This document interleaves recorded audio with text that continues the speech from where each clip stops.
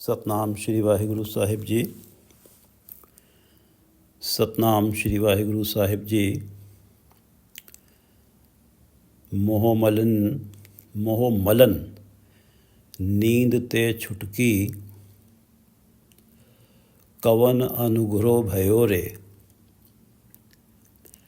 ਮੋਹ ਮਲਨ ਨੀਂਦ ਤੇ ਛੁਟਕੀ, ਕਵਨ ਅਨੁਗ੍ਰਹ ਭਇਓ ਰੇ।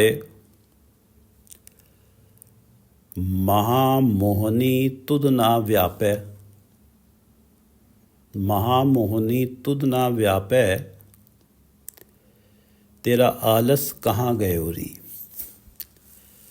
ये पवित्र वचन पंचम गुरुदेव श्री गुरु अर्जन देव जी द्वारा राग आसा में रचित हैं और श्री गुरु ग्रंथ साहिब जी के अंक 383-84 पर शोभायमान हैं। श्री गुरु ग्रंथ साहिब महाराज,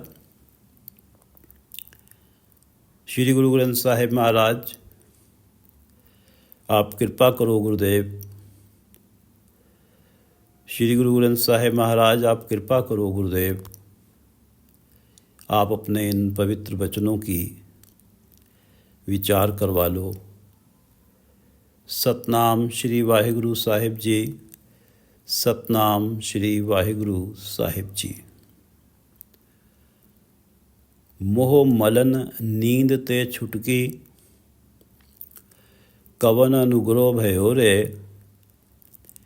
महामोहनी तुद ना व्यापै, तेरा आलस कहाँ गयो री। इस शब्द में एक जीव स्त्री जिज्ञासु है जो दूसरी गुरुमुख जीव स्त्री का प्रभु प्रेम देखकर अचंभित हुई है। ये जिज्ञासु जीव स्त्री उस गुरुमुख सहेली से पूछती है कि तेरे जीवन में ऐसा क्या घटित हुआ कि इस संसार की माया में जीवन व्यतीत करते हुए भी पांचों विकारों काम, क्रोध, लोभ, मोह, अहंकार का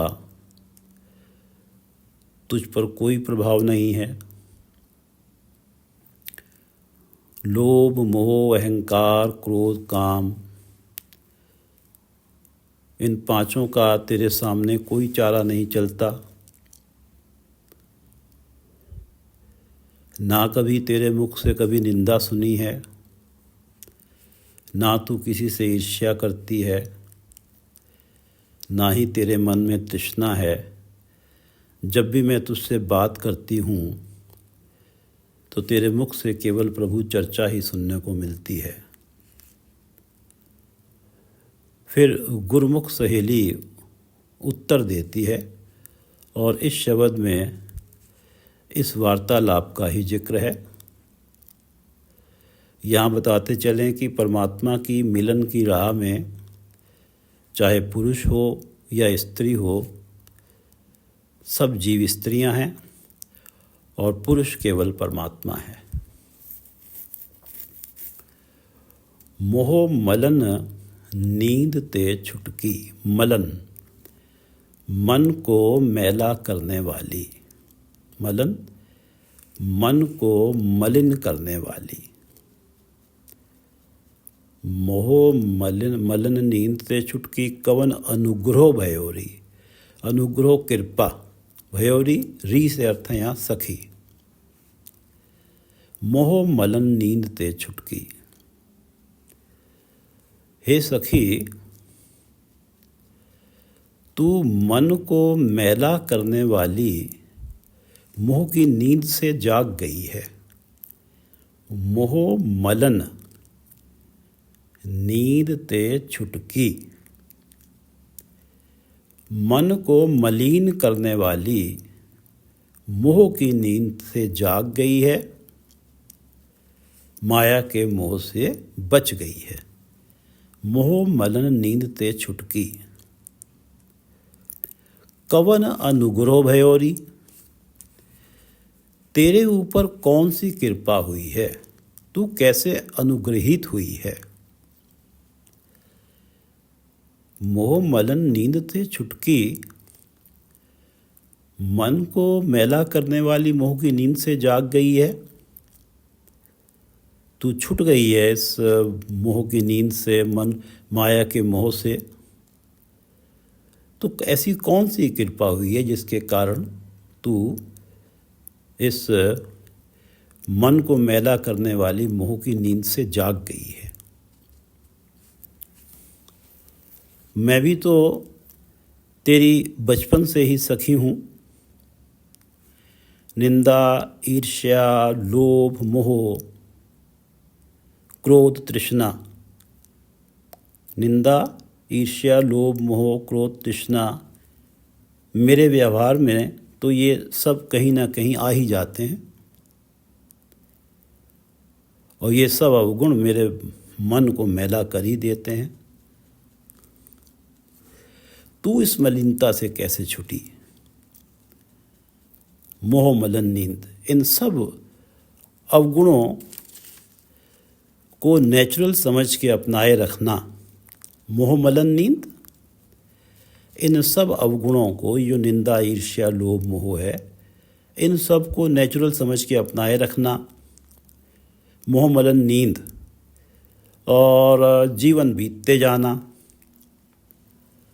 इस अवस्था को मोह मलन नींद कहते हैं। मोह मलन नींद से छुटकी के ये सारे अवगुण हैं और इन्हें नेचुरल समझ के अपना रखा है और जीवन बीत रहा है। ये नींद चल रही है। जीवन रूपी रात में जीव स्त्री सोई हुई है मोह की नींद में।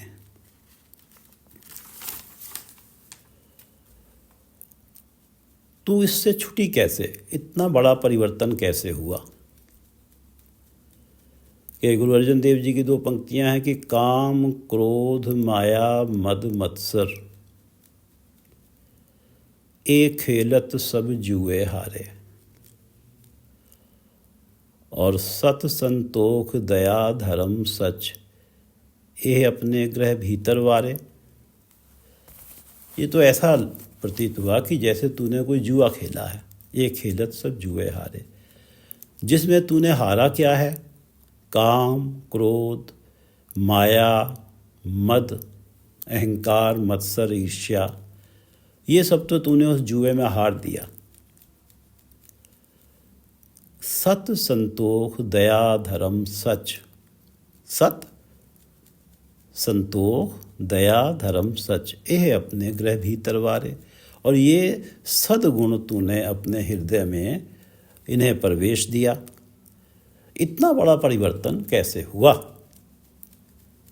ये अवस्था कैसे बनी कि काम, क्रोध, माया, मद, मत्सर, ये खेल सब जुए हारे, सत संतोख दया धर्म सचे अपने ग्रह भीतर वारे। कहाँ तो काम, क्रोध, माया, मद, मत्सर थे और उनकी जगह सत संतोख दया धर्म सच ने ले ली।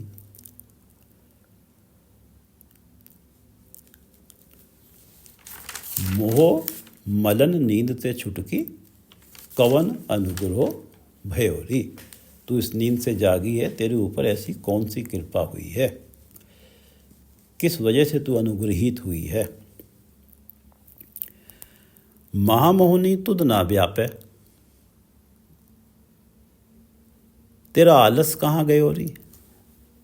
महामोहनी तुद ना व्यापे। महामोहनी, माया का मोह इतना बड़ा है, इतना सशक्त है कि जगत के जीवों में से कोई विरला ही इस मोह से बच पाता है। माया जो है महामोहनी है, एक बलशाली है जो सबको मोह लेती है। और ये महामोहनी तुद ना व्याप है, ये तेरे ऊपर व्याप्त नहीं हुई, तुझ पे इसका प्रभाव नहीं है, तुझ पे व्याप्त नहीं हो रही। तेरा आलस कहाँ गए हो रही? अर्थात जब तू इस मोह की निंद्रा में सो रही थी, ये जो माया का मोह मन को मलिन करता है, तू नींद से जागी है और तुझ में आलस भी नहीं है। अर्थात जब माया के मोह रूपी नींद में, जो कि माया का मोह मन को मलिन करता है, तू उसमें सो रही थी और अब अचानक उस माया के मोह रूपी मलिनता का जरा सा भी असर तेरे ऊपर नहीं है। जैसे नींद का कुछ आलस तो कुछ देर तक रहता है। महामोहनी माया को कहा है कि माया ममता मोहनी, इतनी सशक्त है माया ममता, मोह लेती है जिन विण दंता जग खाया। इसने बिना दांतों के सारे जगत के जीवों को निगल लिया। इतनी बड़ी है ये माया, इसमें ऐसा मोह है, इस तरीके से मोह लेती है। माया ममता मोहनी जिन विण दंता जग खाया। इसके मोह से कोई बच नहीं पाता। इसने तो जगत के सारे जीवों को निगल रखा है,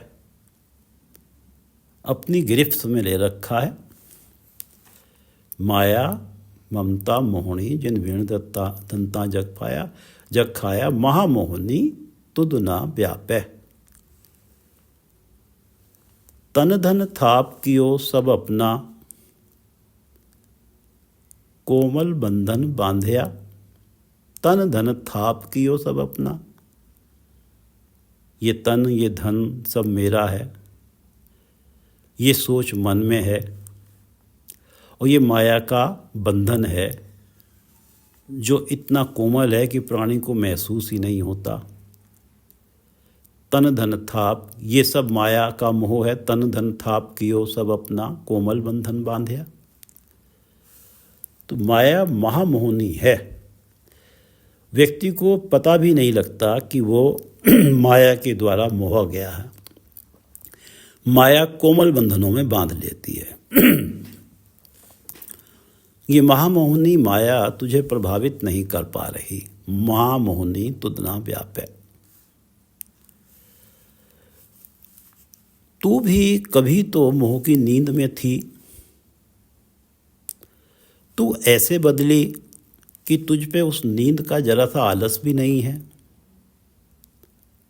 अर्थात उस मोह वाली नींद का जिसमें कभी तू भी सोई हुई थी, कुछ असर होना तो स्वाभाविक था, कुछ असर बाकी रहना तो स्वाभाविक था, लेकिन अब तो वो भी असर नहीं है। वो जो आलस रूप में कुछ असर रहना था वो भी तेरा चला गया। तेरा आलस कहाँ गयो री।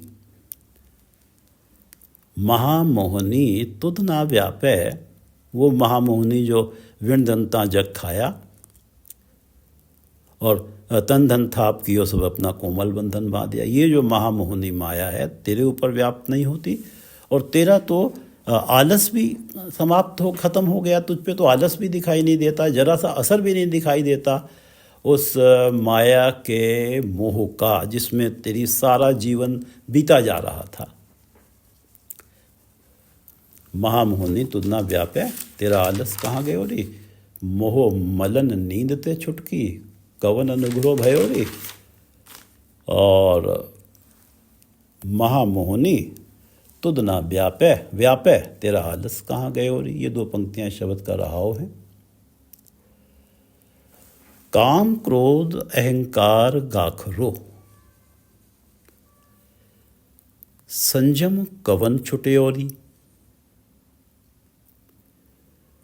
सुर नर देव असुर त्रय गुनिया, सगलो भवन लुटेयोरी। काम क्रोध अहंकार गाखरो। गाखरो बहुत बड़े उत्पीड़क हैं, बहुत बलशाली हैं, बहुत बड़े ऑप्रेसिव हैं, बहुत पीड़ा देते हैं। काम क्रोध अहंकार, काम क्रोध अहंकार ये तीनों तो गाखरो उत्पीड़क हैं, ऑप्रेसिव हैं। इन तीनों के कारण प्राणी का जीवन बहुत दुखदायी हो जाता है। काम क्रोध अहंकार गाखरो। दूसरी पंक्ति है, कि सुर नर देव असुर त्रैगुनिया, सगलो भवन लुटेयोरी। काम क्रोध अहंकार, ये तीन हैं।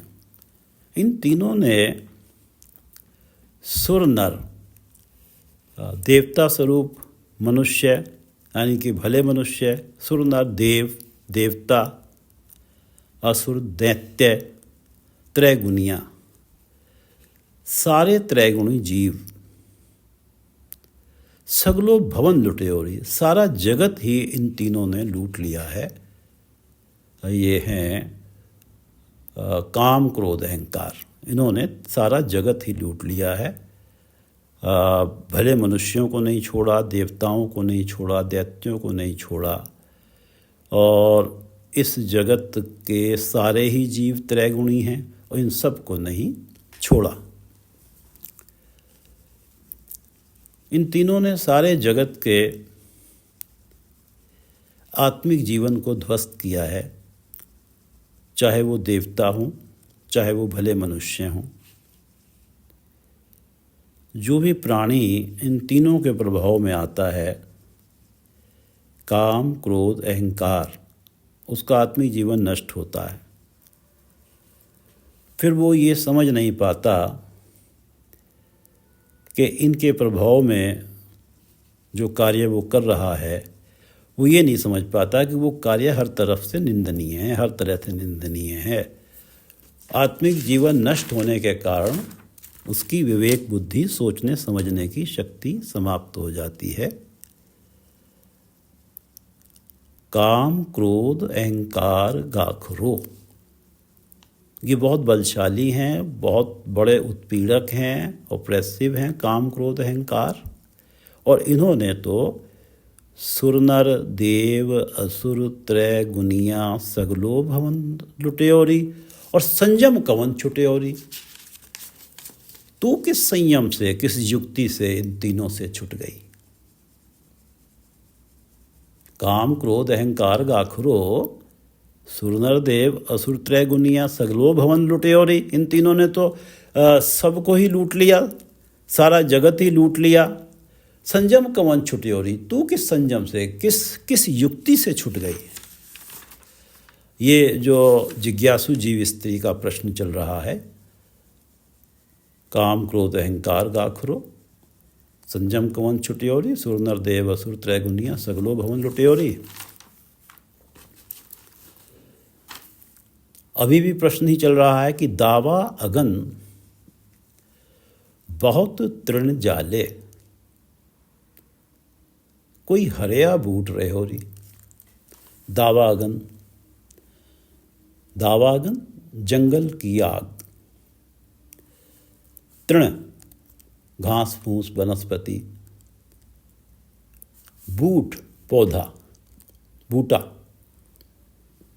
दावा अगन जंगल की आग ने बहुत तृण जाले, बहुत वनस्पति घास फूस, कोई हरिया बूट पौधा, कोई हरिया बूट रहे हो रही।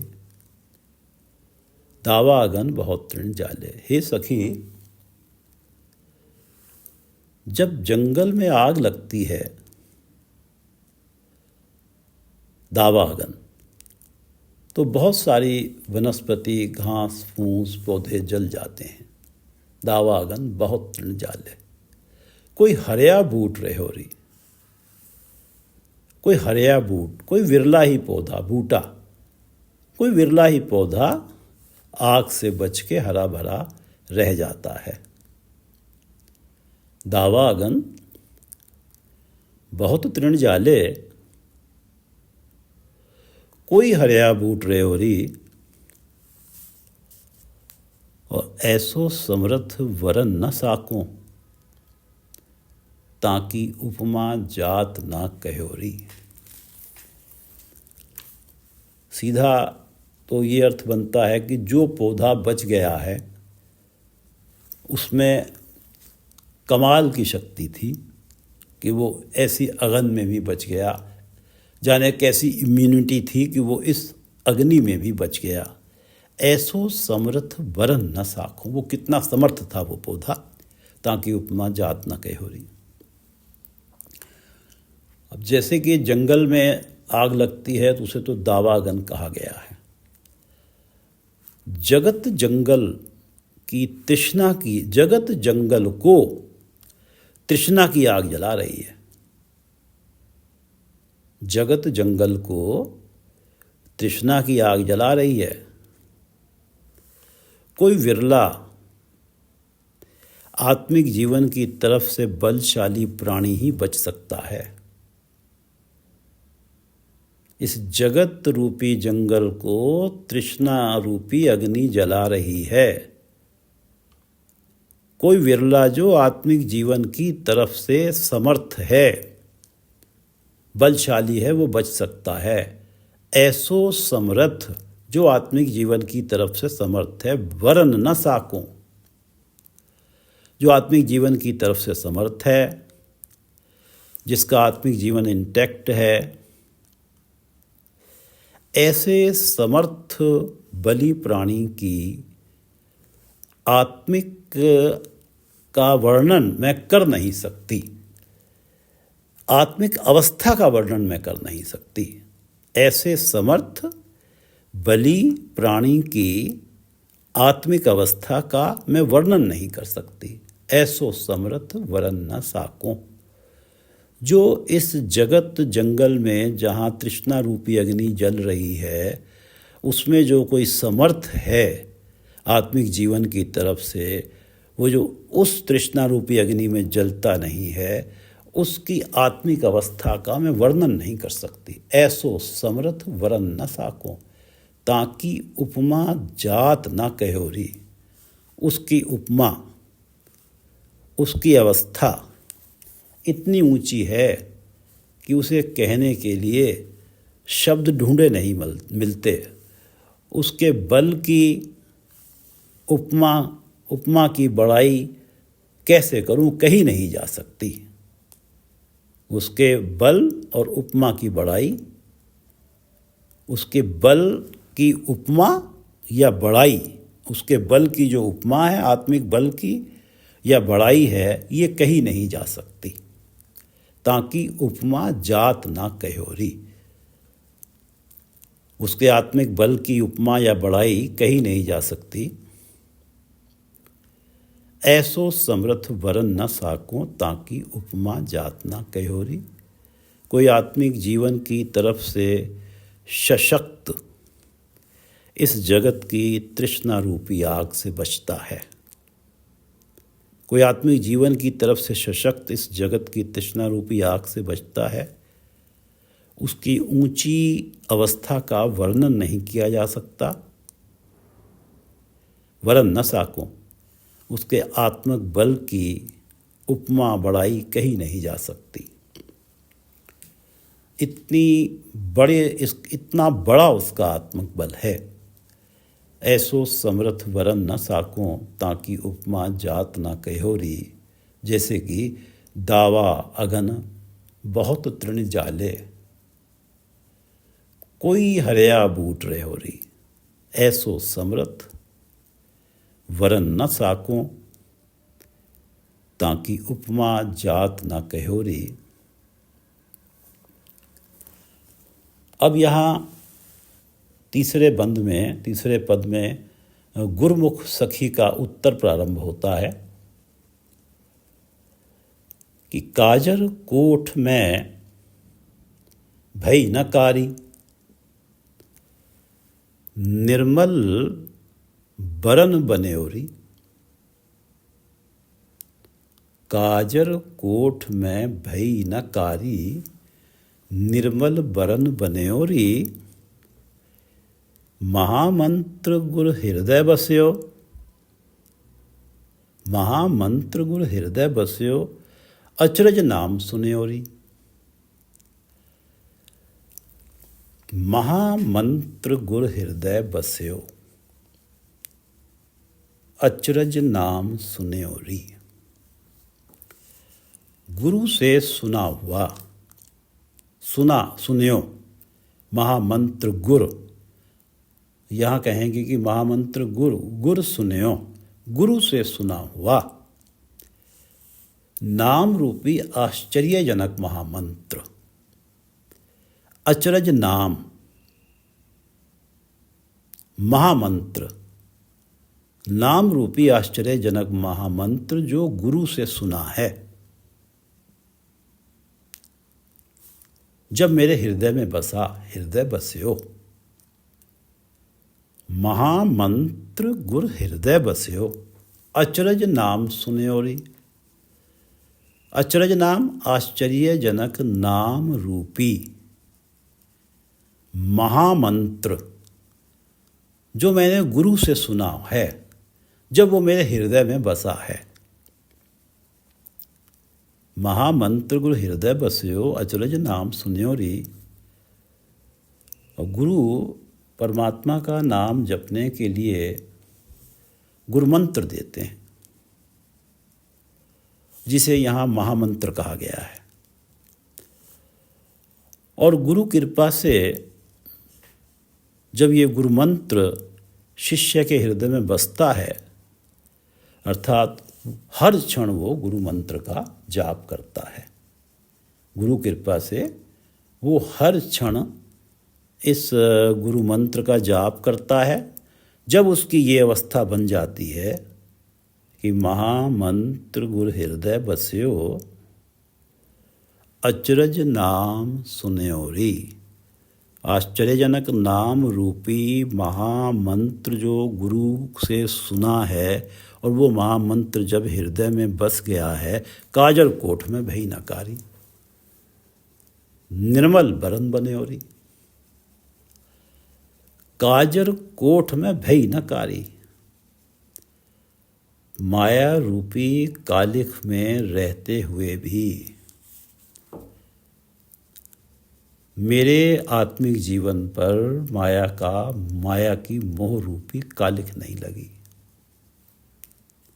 काजर कोठ में भई नकारी, माया रूपी कालिख में रहते हुए भी मेरे आत्मिक जीवन पर माया की महारूपी कालिख नहीं लगी। भई नकारी, मेरा आत्मिक जीवन का रंग निर्मल रहा, मेरा आत्मिक जीवन काला नहीं हुआ, मेरा आत्मिक जीवन मैला नहीं हुआ। काजर कोठ, काजल की कोठरी, निर्मल बरन, निर्मल बरन साफ रंग। कोई व्यक्ति, एक कोठड़ी है जो काजल से भरी हुई है, कालिख ही कालिख है जिस कोठरी में, काजल का तो रंग काला है। कोई व्यक्ति उसमें जाता है, सफ़ेद वस्त्र पहनकर जाता है, निर्मल बरन, और जब बाहर आता है तो उसके वस्त्रों पे जरा सा भी निशान नहीं होता। इसी तरह से यहाँ इसको इस संदर्भ में कहा गया है कि माया रूपी कालिख में रहते हुए भी मेरे आत्मिक जीवन पर माया का मोह रूपी कालिख नहीं लगी और मेरे आत्मिक जीवन का रंग निर्मल रहा। काजल भरी कोठरी में भी मुझे काजल की कालिख नहीं लगी, मैं काली नहीं हुई, मेरा साफ रंग बना रहा। जब गुरु से सुना हुआ नाम रूपी अचरज महामंत्र मेरे हृदय में बसा,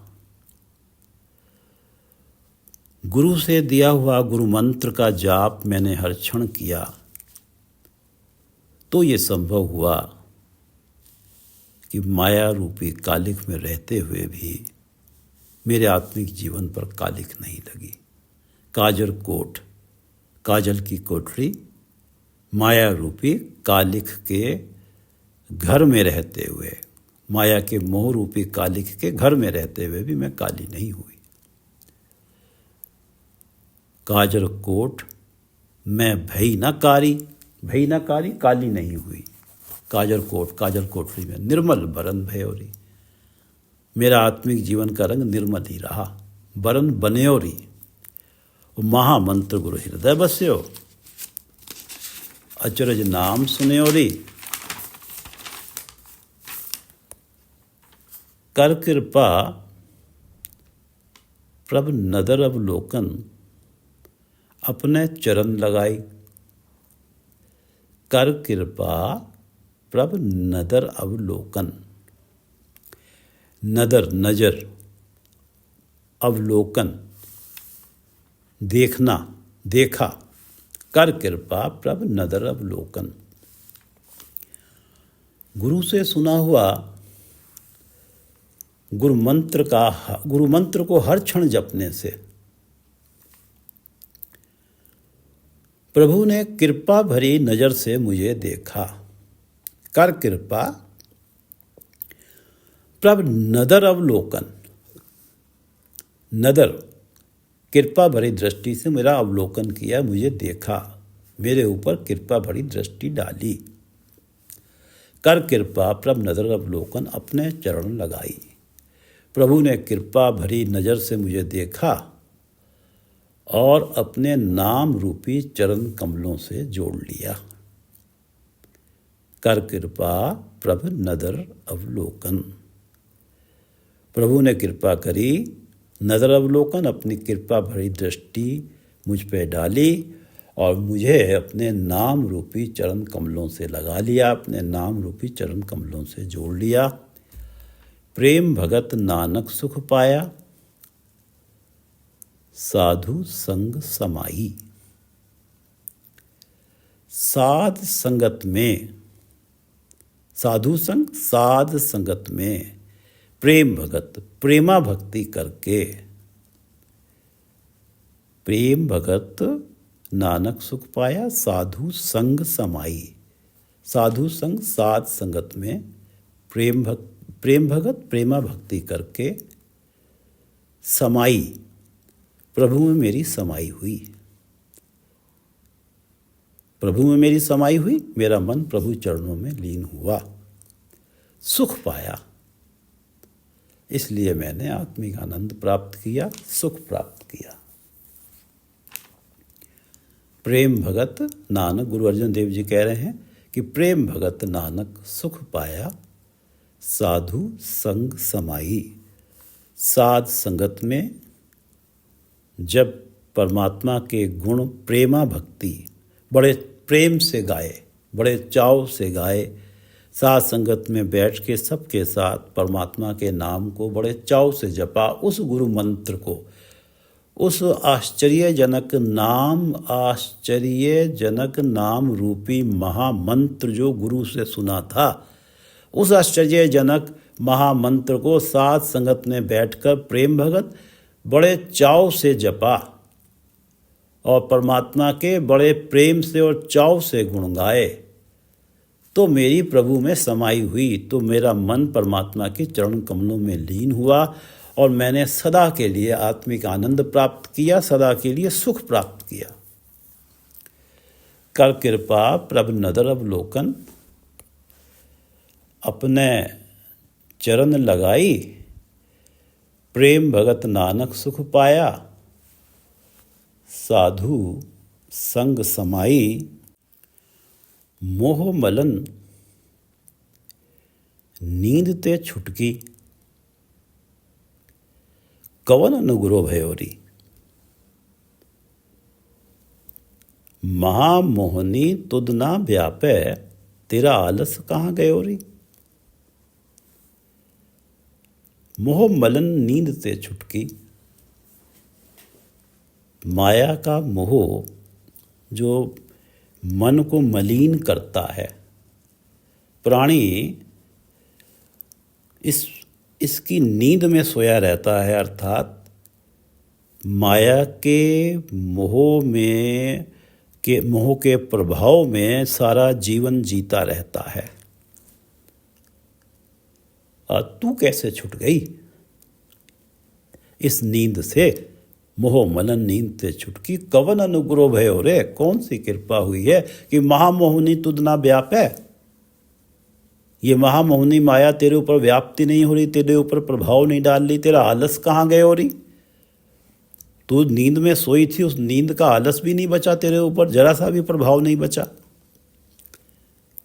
काम क्रोध अहंकार गाखुरो, संजम कवन छुट्योरी और सुर नरदेव असुर त्रैगुनिया सगलो भवन जुट्योरी।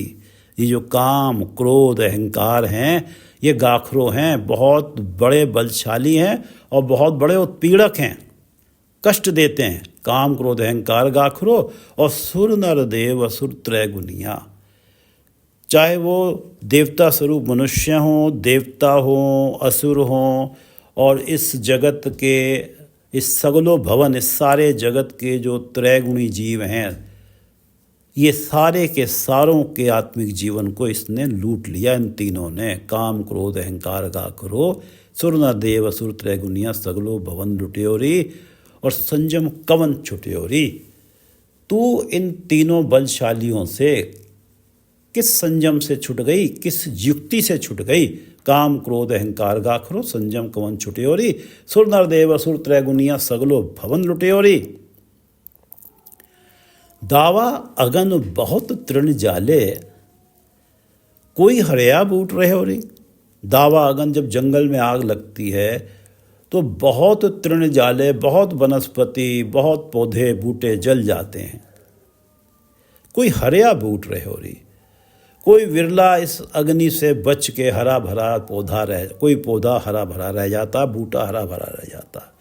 दावा अगन बहुत तृण जाले कोई हरया बूट रहे हो रही और ऐसो समर्थ वरन न साकों ताकि उपमा जात ना कहो रही। जैसे कि जंगल में आग लगती है ऐसे ही इस जगत में तृष्णा रूपी अग्नि जल रही है और कोई समर्थ आत्मिक जीवन वाला जो है वही इसमें जलता नहीं है, जैसे कोई हरया बूट रहे हो रही। तो जो समर्थ जीवन वाला है, जिसका आत्मिक जीवन बहुत बलशाली है, बहुत ऊंचा है, उसके आत्मिक जीवन की ऊंचाई की जो अवस्था है वरन न साकों ताकि उपमा जात ना कहो रही। उसकी बड़ाई भी कैसे कहूँ, उसकी बड़ाई इतनी ऊंची अवस्था में है कि उसकी बड़ाई भी, उसकी उपमा भी नहीं कही जा सकती। ऐसो समर्थ वरन न साकों ताकि उपमा जात ना कहो रही। और काजर कोठ में भई न कारी। अब ये आंसर है कि काजर कोठ में भई न कारी निर्मल बरन बन्योरी महामंत्र गुरु हृदय बस्यो अचरज नाम सुन्योरी। आश्चर्यजनक नाम रूपी महामंत्र जो मैंने गुरु से सुना, जब मेरे हृदय में बस गया, महामंत्र गुरु हृदय बस्यो अचरज नाम सुन्योरी काजर कोठ में भई न कारी। मैं माया के बीच में रह रही हूँ, लेकिन माया के मोह रूपी कालिख मुझ पे नहीं रही। काजर कोट यानी कि माया में रह रही हूँ। माया काजर कोठ में भई न कारी, निर्लेप हूँ, निर्मल बरन बने। और मेरा आत्मिक जीवन निर्मल ही बना हुआ है, क्योंकि वो जो गुरु से जो सुना था आश्चर्यजनक नाम रूपी महामंत्र, वो मेरे हृदय में बस गया है। इस वजह से काजर कोठ में भई न कारी निर्मल बरन बन्योरी महामंत्र गुरु हृदय बस्यो अचरज नाम सुन्योरी। और कर कृपा प्रभ नदर अवलोकन अपने चरण लगाई। जब महामंत्र जपा गया तो कर कृपा प्रभ नदर अवलोकन, प्रभु ने कृपा करी और नदर अवलोकन, अब नदर से अर्थ है निगाह, दृष्टि, अपनी दृष्टि से मुझे देखा, अपनी कृपा भरी दृष्टि से मुझे देखा, अपने चरण लगाई और अपने नाम रूपी चरण कमलों से लगा लिया, जोड़ लिया। और प्रेम भगत नानक सुख पाया साधु संग समाई। और सत्संगत में रह के, साधु संगत सत्संगत में रह के उस महामंत्र को प्रेम भक्ति बड़े चाव से जपा। सत्संगियों के साथ मिलके, जहाँ गुरु का दरबार सजा हुआ है, सत्संगी मौजूद हैं, वहाँ पर बड़े चाव से जपा उस गुरु मंत्र को। तो मेरी समाई हो गई प्रभु में, मेरे परमात्मा के चरणों में मेरा मन लीन हो गया, सुख पाया और सदा के लिए मेरा आत्मिक आनंद बन गया, मेरा सदा के लिए सुख बन गया। कर कृपा प्रभ नदर अवलोकन अपने चरण लगाई, प्रेम भगत नानक सुख पाया साधु संग समाई। प्रेम भगत नानक सुख पाया साधु संग समाई। वाहिगुरु जी का खालसा, वाहिगुरु जी की फतेह।